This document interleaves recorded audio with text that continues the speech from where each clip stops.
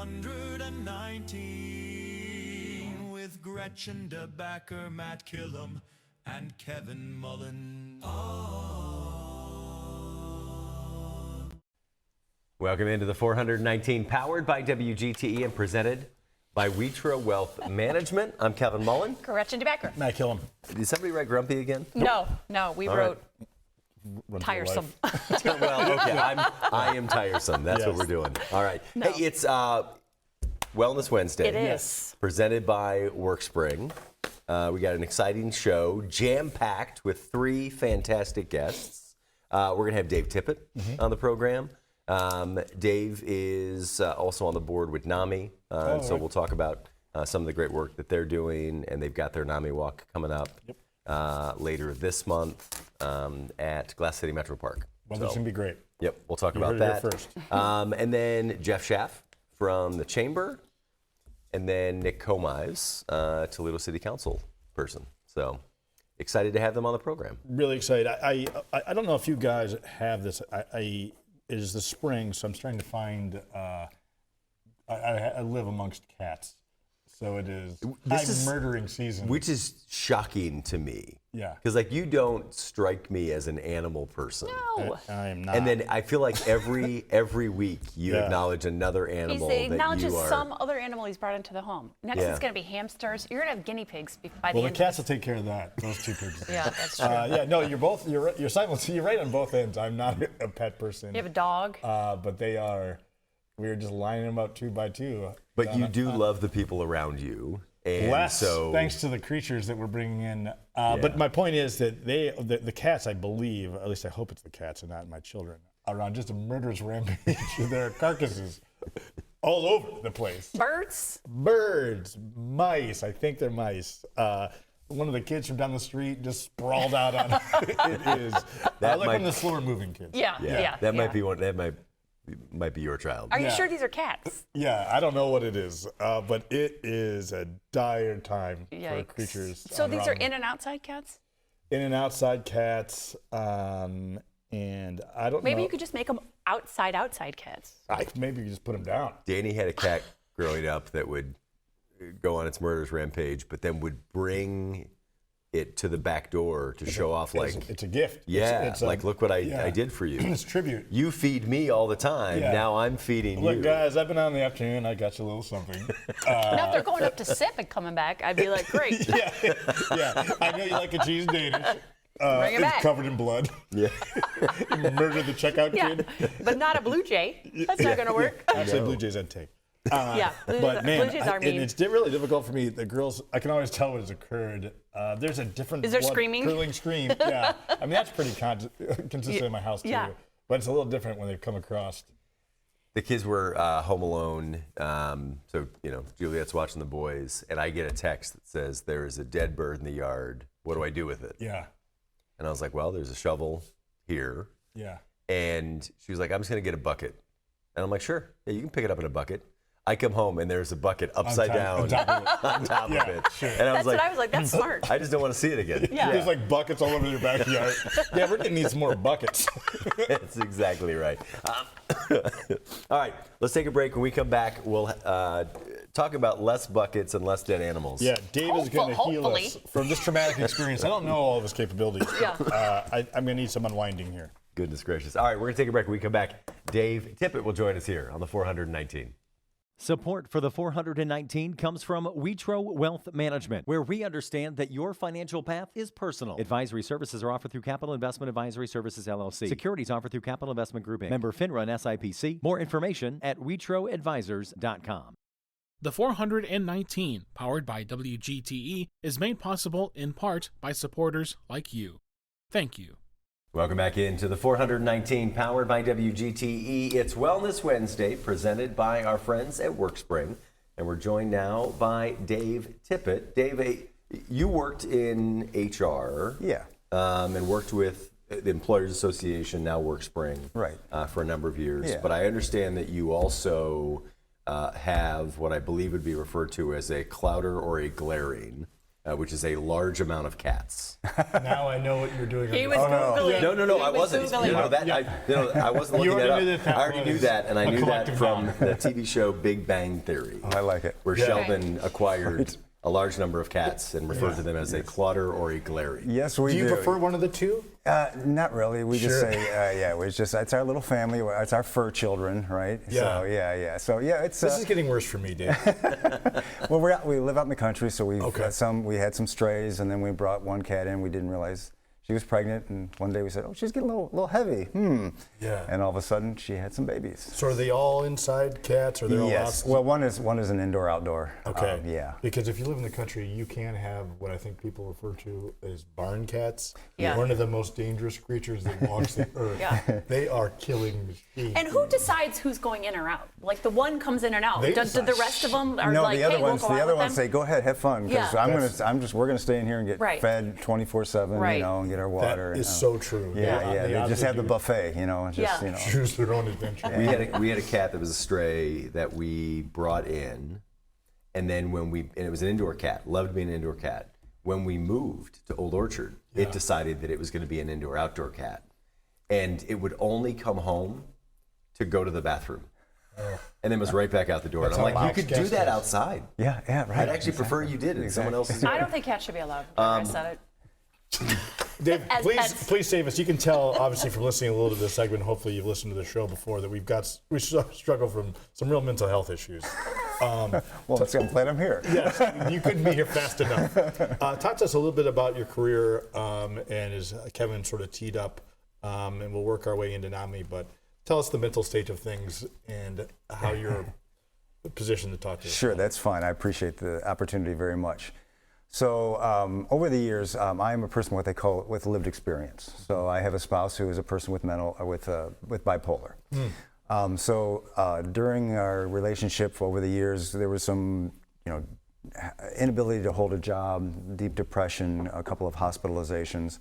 So as a family member, it was a tough time to navigate, honestly. Sure. And so, but through great meds, through great psychiatrists, through treatment, and her willingness to, get into therapy and work with me as a partner, we're in a really good place right now. Yeah. But during that journey, NAMI actually has stepped up. There's an affiliate in the Fremont area that I connected with during part of our journey that helped me in some immense ways. Basically was, okay, because I was like, how do I do this? Sure. I don't want to say the wrong things. But we're trying to navigate treatment options, trying to find the right doctor.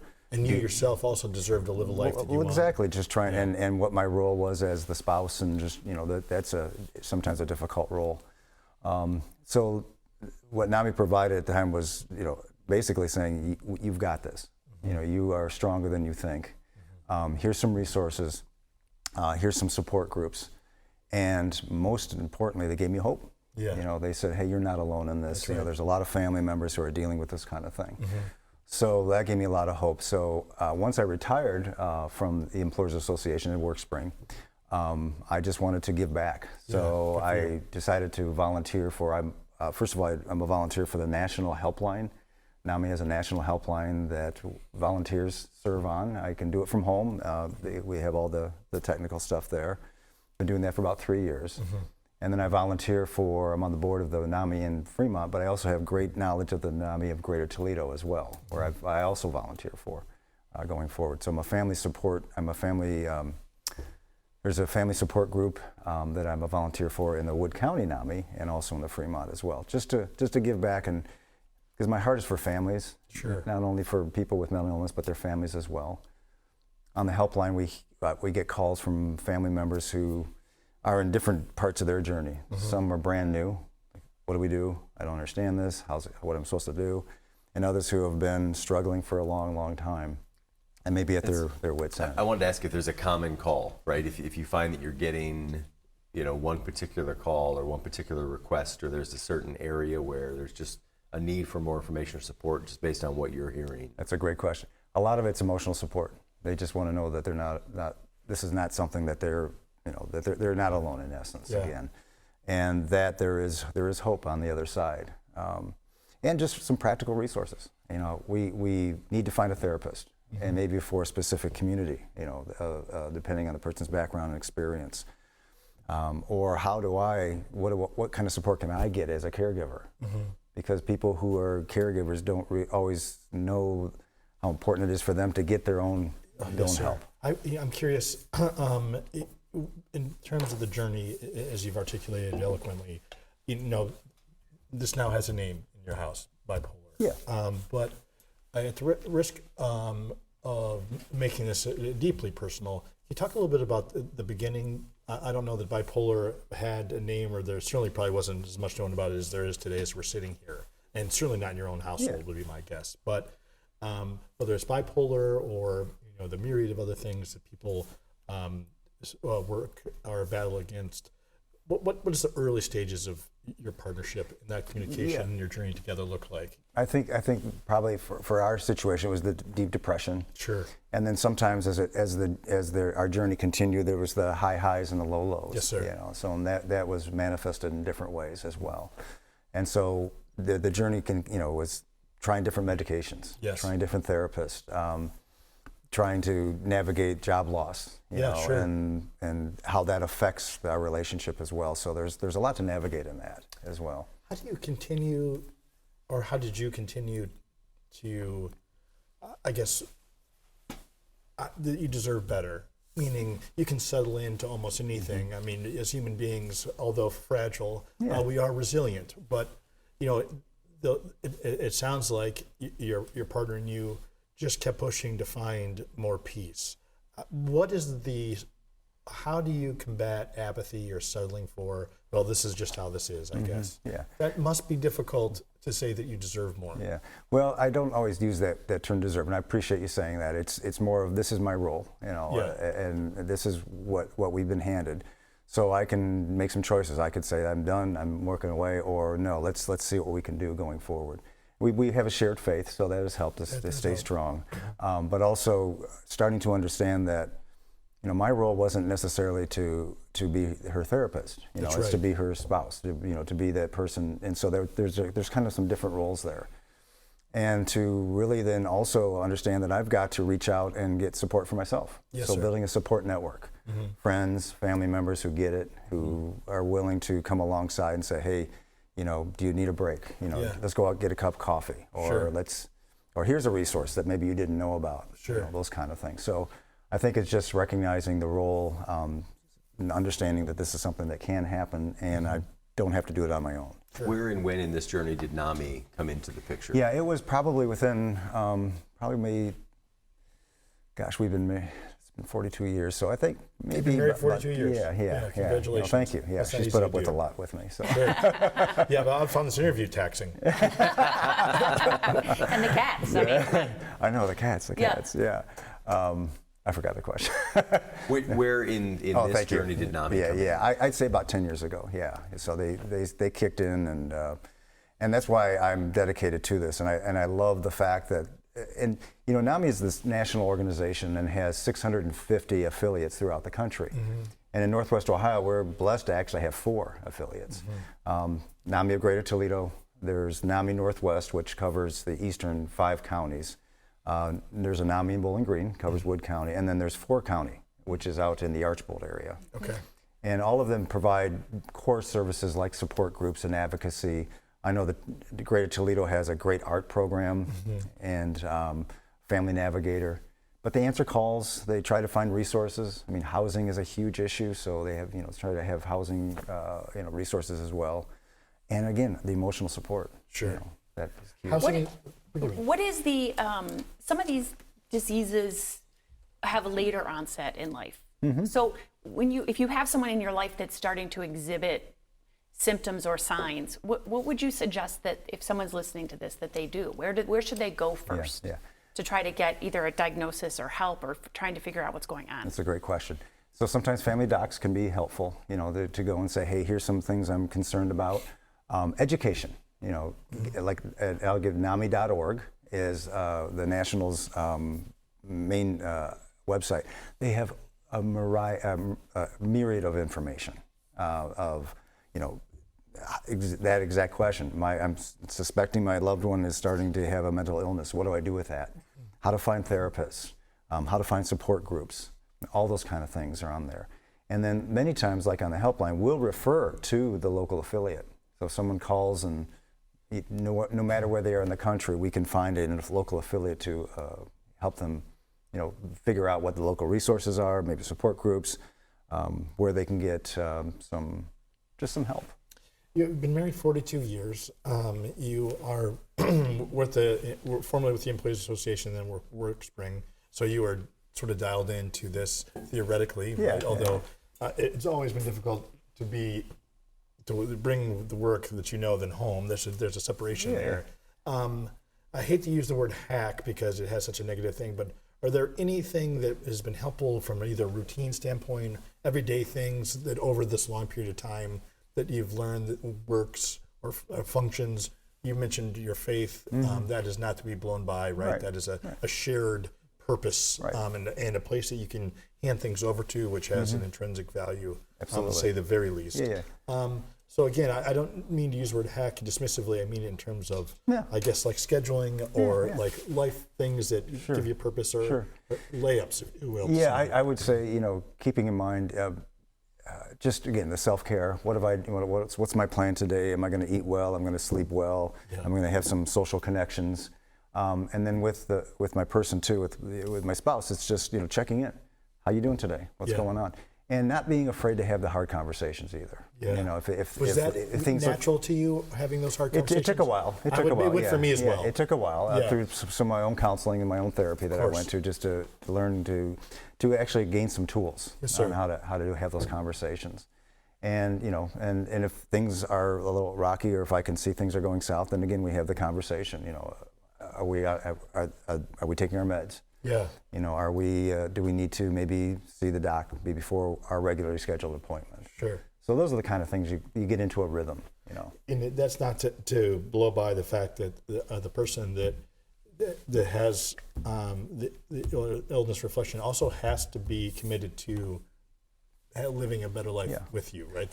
And I am blessed, because she has been very willing to come along that journey with me, which is awesome. And I think, and that's what I hear in the helpline sometimes from family members. That's not always the case. Or the family member, it's a clinical designation. It's called anosognosia, which is a disease where people feel like they don't have a problem. I'm not sick. I don't need help. And that's a real challenge for a family member who's trying to get the person to take their meds, to stay on their meds. I don't need meds. I don't know if you're a news buff, but that is a pervasive problem we have in our nation's capital. I'm just kidding. That's not this show. I'm just joking. We're talking with Dave Tippet, a volunteer with NAMI, former NAMI Toledo board member. You'd mentioned as a volunteer on the helpline, a common call is for people just to know that they're not alone. There's an opportunity coming up in a couple of weeks for people to know that they aren't alone here in Toledo with the NAMI Walk. You talk a little bit about what that is. Yeah, absolutely. So NAMI of Greater Toledo has their walk, I believe it's on the 16th of May, downtown at the beautiful Glass City Metro. Thank you so much. On the east side, right? On the east side. It's beautiful. These NAMI walks are designed for a couple things. They're to have people come and celebrate either their current life, either with a mental illness or a family member, but also sometimes just to remember someone that they lost, probably to mental illness. And so that you can come down, you can register online at the NAMI Greater Toledo's website. We look for donations to support the no-cost local programs and services that NAMI provides. And it's a great gathering of community. They're going to have some games for kids, they're going to have food, there's going to be music, and a great venue. And then people actually do a walk. So there's a walk where people just go and walk together. They'll have T-shirts, and very much volunteer supported as well. So hopefully folks will come out and support. It was always, when I've attended this walk, it's always amazing to see the families come together, to see the groups, to see the employee groups, right? To see companies come together and walk in this. The teams. But I was always amazed at, because there's still such a stigma around mental health. But, to see folks that I know, right? And I know what my own mental health journey was, I know why I was walking. But to be able to see other people, and I don't know their story, but I now know, like, oh, I know you, and we're in this together. Exactly. Yeah, it's that community feel, like we're all in this. And you're right. I love to see these families get together. They'll have their own T-shirts sometimes, designating maybe their loss or who they're supporting. But you're right. It's that again, that feeling like, okay, I'm not taking this journey by myself. Yeah. Well, before we sign off, we just have a few seconds left. I'm going to put you on the spot, Dave. Name your 6 cats. Wow. Okay. Tiger, Shadow, Squeaky, Fuzz. May. Oh, that one's made up for sure. No, she's a sweetie. And I'm missing somebody. Oh my gosh. That's okay. They're a little bit Dave, mad. it's a pleasure having you on. Thank you man. so much. Thank you Nice for to being meet you. here. Absolutely. Appreciate Thank you it. so much, Dave. We're going to take a break. When we come back, Jeff Schaaf with the Toledo Chamber of Commerce will join us here on the 419. To me, community means connecting to others. I'm Donnie Miller, and welcome to The Point. I love CBS Kids! We're a community committed to education. Discover new ideas, dive into exciting subjects, and engage with the world around you. I would send them personally a T-shirt. Crime doesn't pay in the Old West End. Pass it on. That's how we cleaned up the neighborhood. Vision loss for people is not the end. It's a story. It's the next chapter. WGTE Public Media invites you to get out and play day. Monday through Friday, it's the 419 powered by WGTE. With Matt Killam, Gretchen DeBacker, I'm Kevin Mullen. What can people expect on the show? It's going to be an hour. A reminder of why this is a great place to live, work, and play. WGTE, where you come to watch, listen, and learn. Welcome back into the 419 powered by WGTE. We're joined now by our friend Jeff Schaaf with the Chamber of Commerce. Jeff, thanks for being here. Thanks for having me. Your official title, VP of Talent Strategy and Signature Events. Yes, it might be the longest title in the history of the Chamber. Yeah, so a big business card you have. It's got a lot of titles. 8.5 by 11. Yeah, that's right. Yeah. Please download my card. So what are the signature events of the Toledo Chamber of Commerce? So all of our events are signature, but our major events would be our annual meeting, our Focus on Business Lunch series that happens 6 times a year. That's a great series. It is a great series. You've been a guest speaker at that for us before. Thank you. And then we also have our Clam Bake, which is our big party in the summer. That has a seafood-themed dinner, great networking, 500 or 600 people, no agenda, just show up, connect, have a great time. It's a lot of fun. It is a good event. Those throwing anything like that and organizing it is really difficult. But Jeff, and a bit of a reveal here, you and I are friends. It's the talent portion of it and your energy level, which I'll get to second. But talk to me about the summer programming and what the talent portion of your role is. Sure. So Summer in the City is our other signature event that takes place throughout June and July. But the element of talent strategy that I work on is attraction to the region. So we have over 2,000 members at the Chamber, and my job is to help them sell the Toledo aspect when they are recruiting to the region. So it could be Libby recruiting a new C-suite executive, and we might hop in the car for a couple hours and drive around and talk about those things that are concerns about relocating to Toledo that you might not feel comfortable asking your new manager or your HR folks about. We've had some folks that have moved here from out of town that have had kids that had certain disabilities, and they were concerned about how they would be welcomed into school in a different state. And so we were able to kind of mitigate those risks and put them in touch with superintendents and with the resources that they need so that they can say yes to that job when it's extended.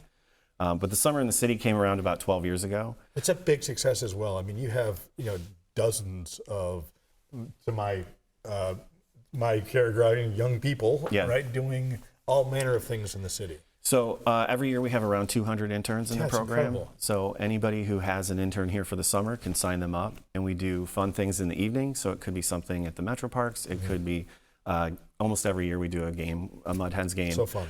We usually hop on one of the boats and cruise down the river. So it could be the Glass City Pearl or the Sandpiper, and then we do a little bit of professional development in the mornings. So those skills that employers are looking for. Soft skills like communication, soft skills like being able to be emotionally intelligent on the job, and then things like building your resume and making sure that when you get the opportunity to interview for something once you graduate that you actually show up and you're intelligent with. Is this through Epic? Is this in partnership with Epic, or is that a separate thing? It's in partnership with Epic. We do a lot with them because most of our Epic folks went through the program at some point or another. So our director this year, Andrew Smigalski, went through a few years ago. Our director last year went through in our very first year, Madison Decatur. I think most people probably have heard of Madison and Andrew.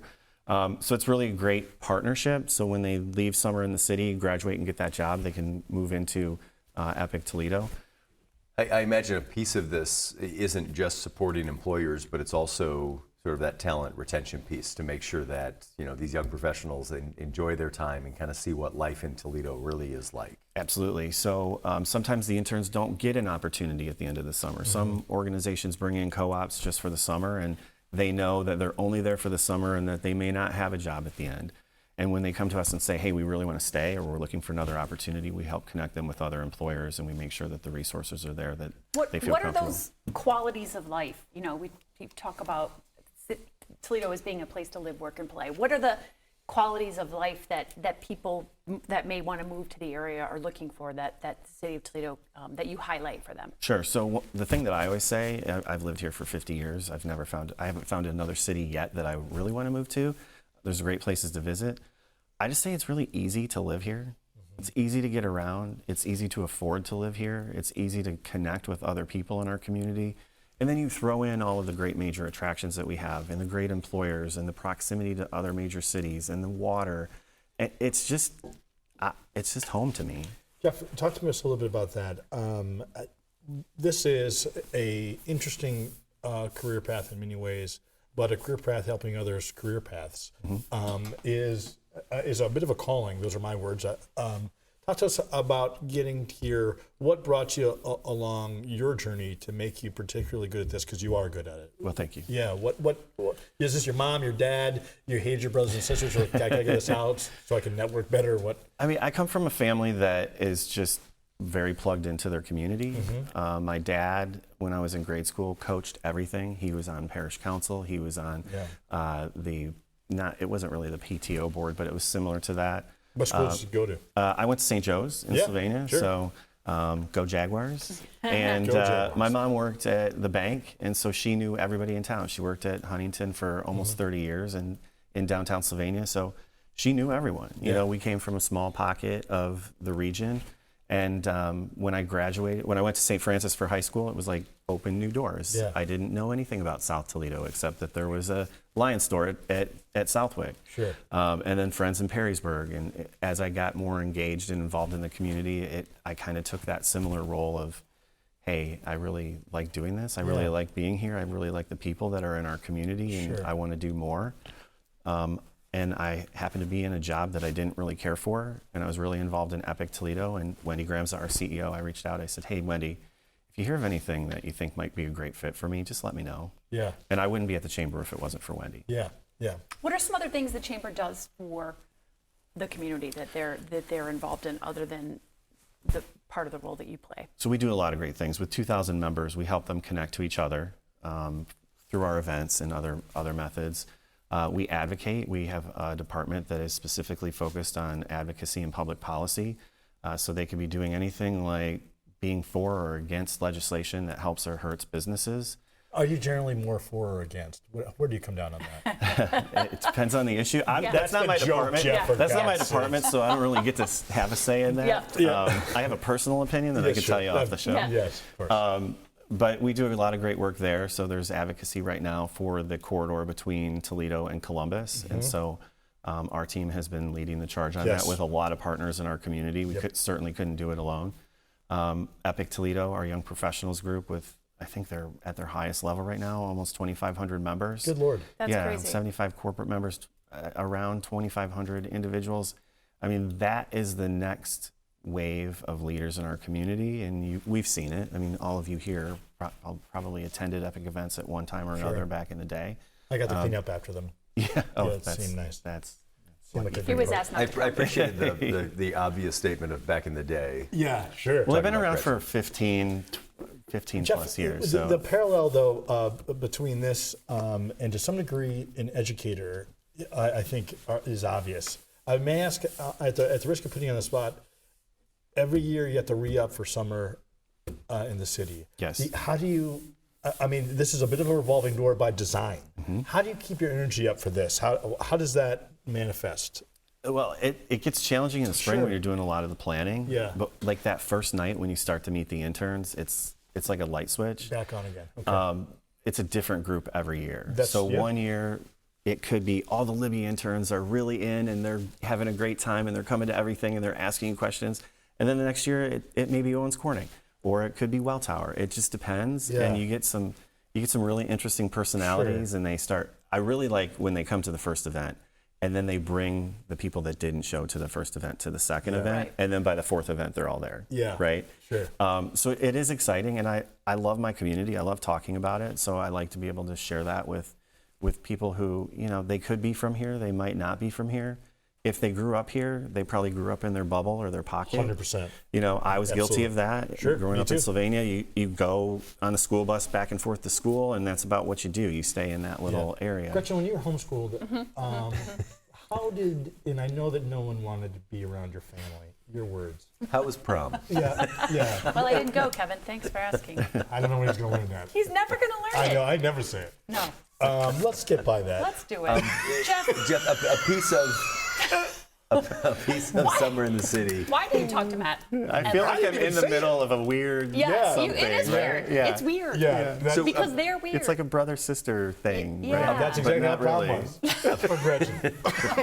A piece of this I didn't get summer that. I was internship home with my program brothers and sisters. is you've got people that aren't from Toledo coming to Toledo for an internship, Yes. getting a chance to see Toledo for the first time. Mm-hmm. You get a chance to sort of see Toledo through their eyes. What are you hearing from them? Kind of what's their first impression of Toledo? And why is it the Metro Parks?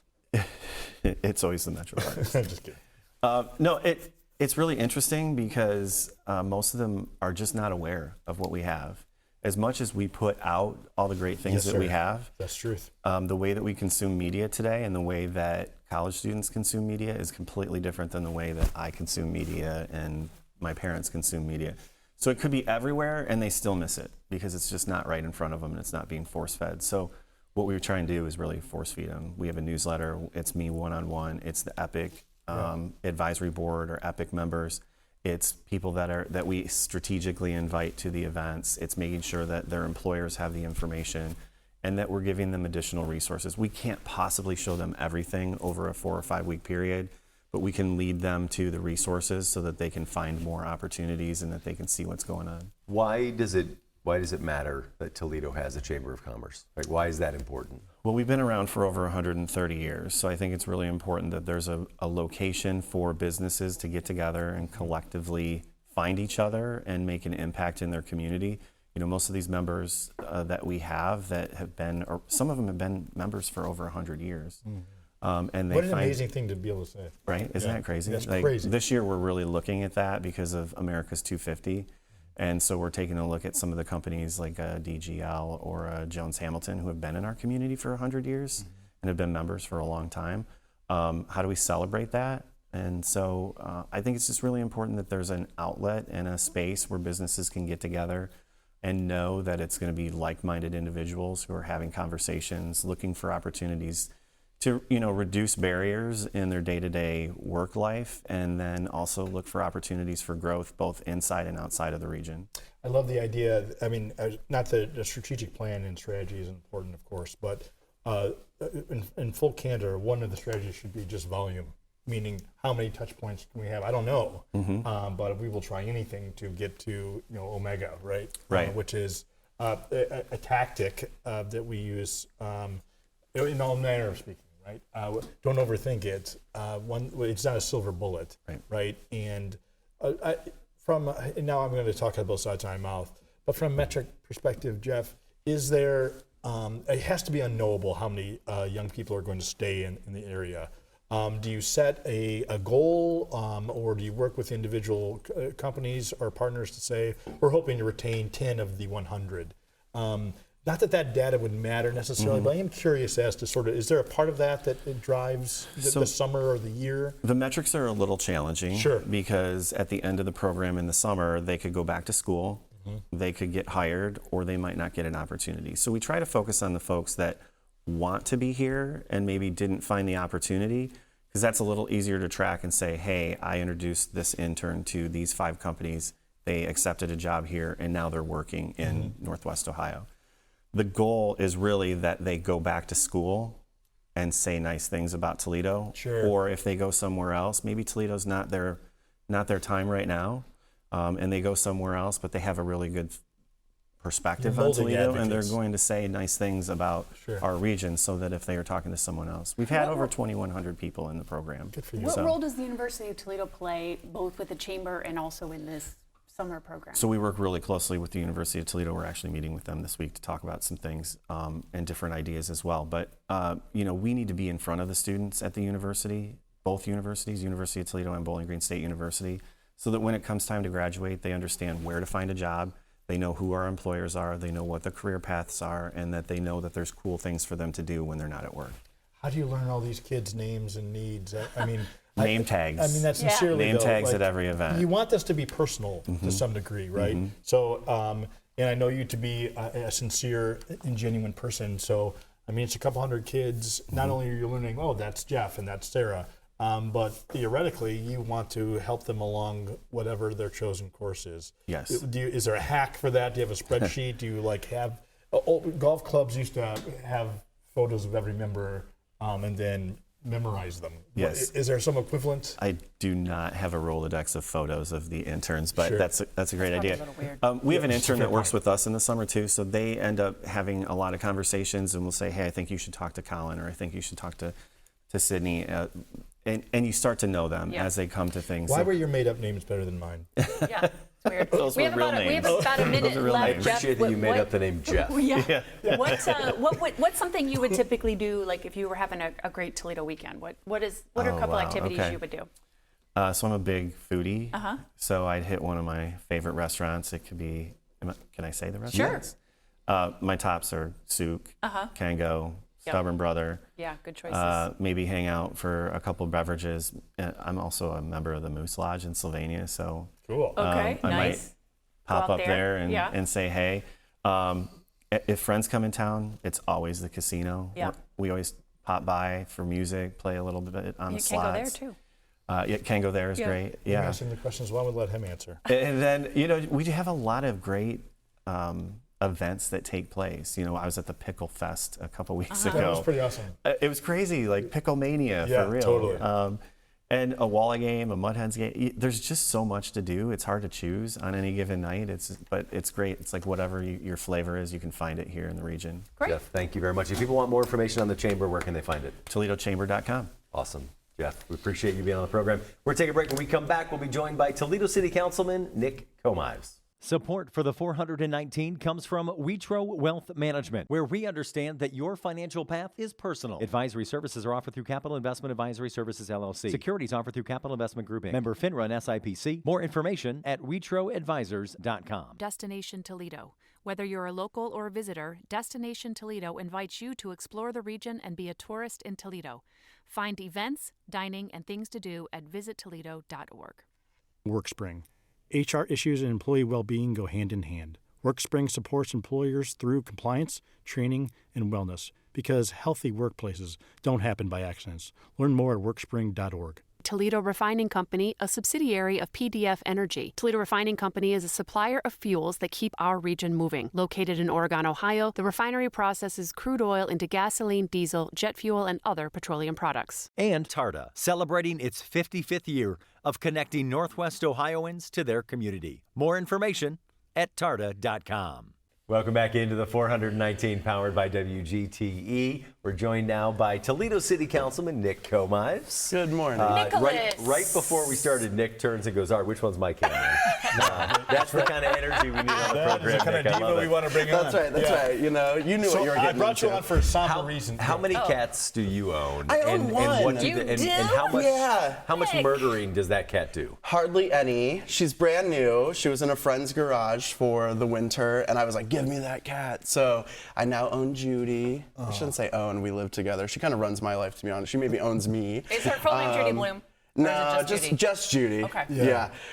She's a real sweetie. You know, I've spent way too much money on like a cat tree and some other, wonderful things for her. Yeah.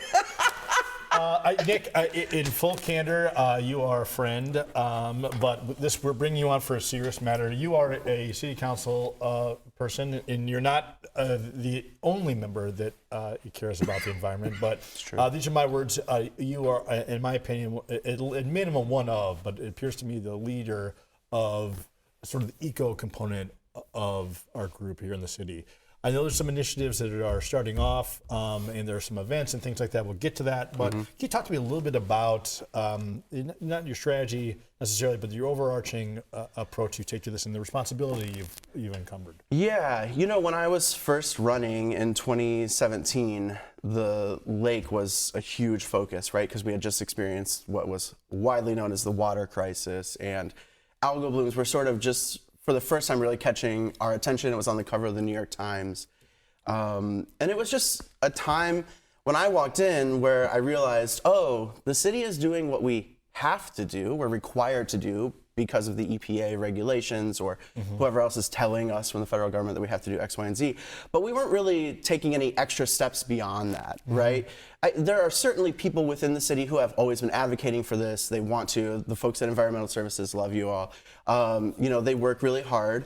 But for the most part, we're contracted by the EPA, so we're just doing those things. Whereas I was like, what else can we do? How do we level this up? How do we ramp this up? Yeah. I get it. And what I found and what I've been educating on all of my colleagues and just the public as much as possible is that every time that we do something for the environment, if we improve the efficiency of a building and we add insulation, we add a new roof, we add in better windows, we're going to save on our long-term costs. If we transition our fleet from combustion engines to electric vehicles, we know over the lifetime of those vehicles, we will spend thousands of dollars less on those vehicles than we would on a combustion engine. And at the same time, we're not harming the environment in the way that we are with combustion engines, right? So we have a duty, I think, as a city. I saw that, I don't want to say as an opportunity, but perhaps as a space that just wasn't occupied yet. Yeah, absolutely. And I never, when I first ran for office, people were like, why'd you run for office? I really thought I was going to do all the fun stuff, like fight for like women's rights, LGBT rights, do all the stuff that I really cared about. And then they were like, you have to know about ditches and drainage. And I was like, oh, okay. Yeah, cool. So then I just ran from there. Nick, talk to me about your path to leadership in general. I don't know that it's widely known, but why you decided to raise a flag and say, I should plug in here more. Does this come from your upbringing? Does it come from a grandparent, your parents? Why does this matter to you? Yeah, it's so funny. We'll decide if it's funny. Your question was funny. But anyways, when I was younger, my mom always took me into the voting booth. I remember like at a very young age going into the volunteer fire department in Genoa. And going in with my mom. You're from Genoa? Yeah, a little small village, Yeah, sure. Absolutely. My dad owned the jewelry store in Genoa for like 30-something years. He just retired and sold his building. But we'd go into the volunteer fire department. They still had those fun, curtains that you'd pull. It was very secretive, feeling back then. And we had pencils and fill-in bubble, But my mom always instilled in me how important it was. We voted in every election. Yeah. Every single one. In fact, I'll be voting soon because there's a primary coming up, right? Yeah, sure. And so it just was instilled in me at an early age that government mattered and who represented us mattered. And then I would say just as I continued to get older, and especially just like growing up as a queer person in a small place where I recognized early on that I was not the norm. Yeah. And watching people make decisions that then didn't include me in many ways, right? Sure. And I experienced several traumatic events when I was a younger person, and I just started growing up and thinking like, wow, things don't have to be this way. Things can be better. Government is here to serve people. It's here to make our lives better. We all use roads. We all rely on drinking water coming to us and being clean. There are these necessary functions in our lives that we somewhat take for granted, and I just really saw the opportunity to kind of jump in there. I started, however, by going door to door and talking to people about what's happening in their backyards in terms of what environmental tragedies might be in their backyard. And then I started focusing on voting rights. And then I just kind of got lumped into just working on campaigns. So I started working on state representative, state Senate campaigns, larger campaigns. Then eventually on the national marriage campaign. Sure. Where I, was sent out to California. We figured out the messaging. Then we launched campaigns in many states across the country. Ultimately, a Supreme Court ruling ended that campaign. But that gave me the real experience, like on a very large scale of what does leadership look like? How do I encourage others? What does organizing look like? So that's where all of my strength comes from. And then you must be so relieved that we've abolished bigotry.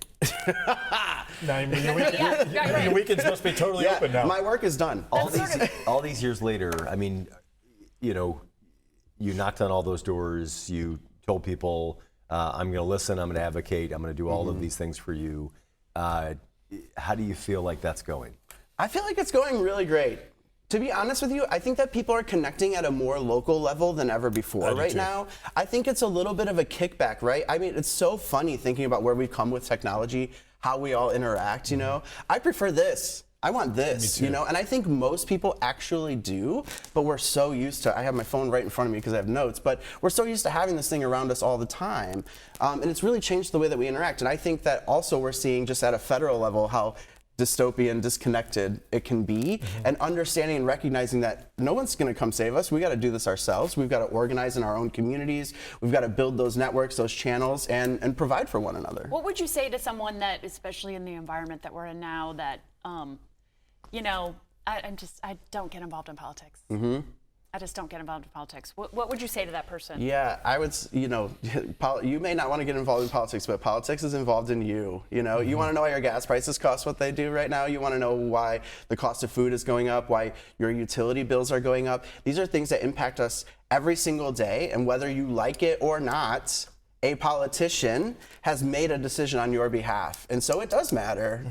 And how can you stay engaged, or how can an individual stay engaged when even perhaps a candidate that we support disappoints us, or does something that you think, well, they just, I supported that person, now look what they've done, right? And so how would you suggest, if you're feeling that way, that someone engage or get information or contact? It's not a spectator sport. It's not a spectator sport. I think that some people do the simplest act, in my opinion, that is voting, right? That's the simplest thing that you can do. Beyond that, some people take to posting. Some people come to maybe a No Kings protest, right? All of these things matter because numbers matter. People also need to be affirmed that their beliefs are true and that other people believe that belief.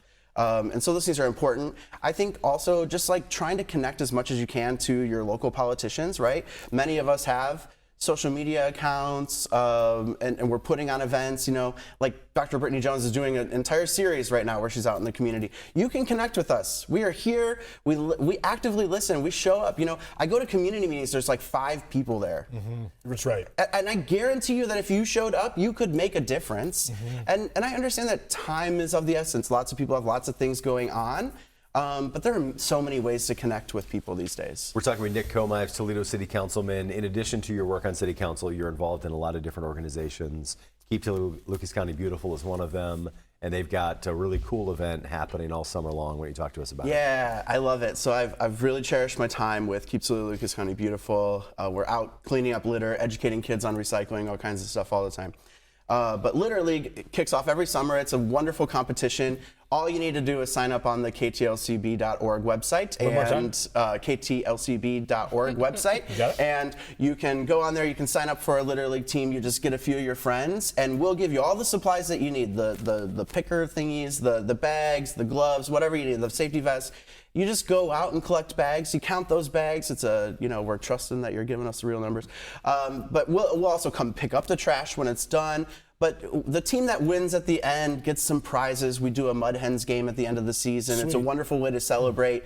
Excellent folks who are taking time, mostly on the weekends. I've been out the last 2 Saturdays with different groups, cleaning up litter around our community. It builds pride in our city. It does. Right? We all care if we're in a place that looks better. People will litter less if they see a more beautiful place. So it's important that all of us get out and take, the time to do our part together. Tell us a little bit about the status of the Clean Toledo Recycling project. Love that question. Thank you. So for many years now, we've been doing cleanup events around the city. People love them. They're super popular on Saturdays, right? Like, it's a great way. You're cleaning out your aunt's attic, and she's got all this stuff, and you don't know what to do with it. Specific. Not that I have any experience in that. Yeah. and you take it down to whatever location we have, right? And it's been kind of, it's in this neighborhood this weekend, it's in this neighborhood, so you always have to kind of follow where it's going. Well, we decided, what if we just created a permanent place where people could bring it? So I'm really excited to announce that we'll be opening a Clean Toledo Recycling Center. It's next to our sewers division. And what will happen is you can bring whatever you want, just bring it to us. We'd rather you bring us the trash than a lot of people illegally dump it. Yeah, or put it in an alcove or something. Yeah, maybe they'll go throw it in a dumpster somewhere else, and maybe they're throwing materials in there that. Yeah. The address is some stuff that doesn't belong in that dumpster, right? And that's a big deal. And so what we're going to do is create a place so you can bring your carload. Let's say you got a couch, you got a bunch of glass, you got some electronics, and you got a tire. Bring them to us. I will tell you though, Nick, one of the things that from my day job I have to remind people is that people are very snarky or can be critical. They're like, oh, these little things don't matter. First of all, they do matter, but the larger get, if you will, is to get people change their behavior. Yeah. Right? This is about advocacy and about learning. This is an educational marketing tool, and that doesn't make it less significant by any means. Can you tell me, we've got our trivia quiz we've got to give you, and we're going to do that. But can you give me one of the aha moments for you or something you're particularly proud of before we get into the foolery of the show? Yeah, absolutely. I mean, the reason that I really looked at this was because if you know anything about the city's budget, we're strapped. Yeah. And those events that we were doing on Saturdays. Like loaded. Wish. Those events on Saturdays were quite costly. They're very expensive. Well, this is a model that we can create that actually maybe offers people more of an opportunity. It's going to be open Tuesday through Saturdays. That way, if you got time before work, after work, on the weekends, whatever works for you, bring us your stuff. And when is that opening? It's going to be early June. Oh, good. We're looking at like June 2nd, I want to say. Okay. We're just waiting on a few EPA regulations to clear. Darn darn regulations. Yeah. No, but they're They'll important. go away They're soon. important. Yeah. But the really great thing is that we're going to separate everything out, right? So we're going to be teaching people that like you can recycle glass. It really does go somewhere. In fact, it's probably going to stay in Northwest Ohio, to be honest with you. And so it's really important for us to create those behaviors and give these opportunities for folks, no doubt. All right. I just learned that if you put glass in the curbside recycling bin, it doesn't actually get recycled. Not exactly true. I'm going to push back on that. Please do. Yeah, absolutely. So we do a single stream recycling opportunity here. That means you can just dump everything into one bin. It does go to a place that's then compacted. Then it goes to another place where it's then sorted. They use optical kind of stuff, right? It's kind of a crazy operation. They have lasers. They identify things. There's like a piece of paper on there. It goes poof, and it blows the paper off, but it keeps the glass moving, right?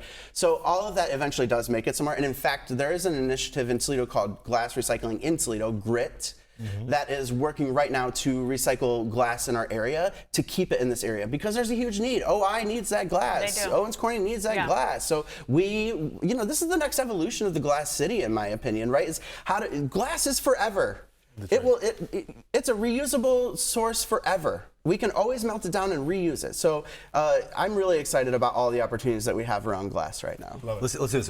Let's punt the Gretchen's Wacky Quiz to social media. So if you want to see Nick do Gretchen's Wacky Quiz, you'll follow us on Facebook, Instagram, and we'll do it there. Because I know you've also you're involved with St. Paul's. Yeah. And they've had a tough go. Yeah, thank you. An important organization. Yeah. Why don't you kind of catch us up on what's going on and what we can do to help? Yeah, so they unfortunately suffered an arson recently that really damaged the facility, St. Paul's Community Center downtown that we're talking about, which houses a lot of unhoused folks. And it's a really great model. It gives people a real permanent place to stay. They know where they're at. They have space, right? It's really important.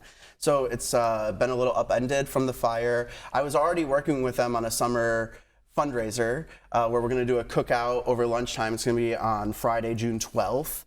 And so we're just going to invite people to come to the space. We're going to do an outdoor cookout, let people mingle, right? See the operation, see how important this work is.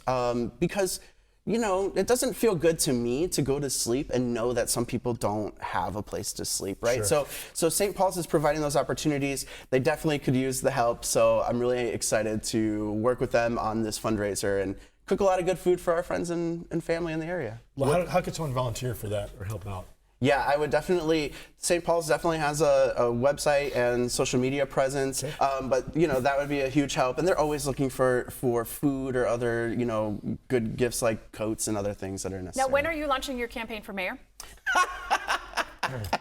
You're funny. I know. Good answer. Toledo City Councilman Nick Komives, thank you so much for joining us. Thank you so much for having me. All right, the 419 quiz, Gretchen's Wacky Quiz is coming up on social media. Thank you so much for joining us. When we take a break, when we come back, we will wrap up this Wellness Wednesday edition of the 419. You laughed with us. You learned with us. My neighbor? We made sure your childhood was special. Memories that could only be provided by PBS. For generations, we've given you programs that made a difference. Programs that entertained, informed, and inspired. And today is no different. This is WGTE Public Media in Toledo. It's where you belong. Welcome back into the 419, powered by WGTE, as we wrap up a Wellness Wednesday edition presented by Workspring. You guys are on camera, you know that, right? Yeah. All right. It's Visuals televised. not anymore. That's right. Yeah. I want to talk about this on the air. We are working on, at the risk of outing us as not professionals, which I'm sure people are picking up by it's a visuals. total secret. I mean, we have 88 episodes in, I think they figured it out. We're trying to figure out, a timing of the show. Right. And Kevin is... Because you have to have time.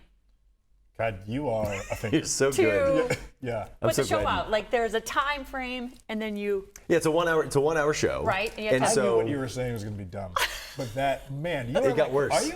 What is wrong with you? You're like ill. You're like ill.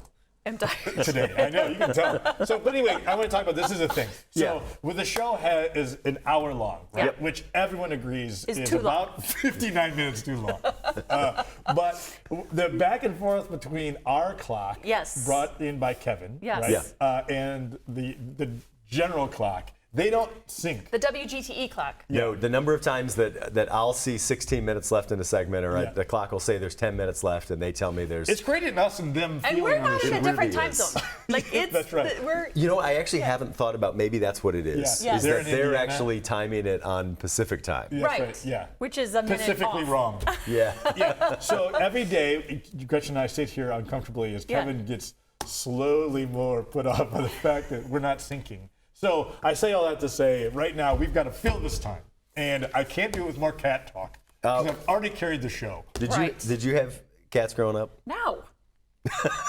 Yeah, my dad. There's no way. That was an aggressive response. Yeah, any animals growing up? We had dogs, and my brother had a hamster named Reginald Cedric.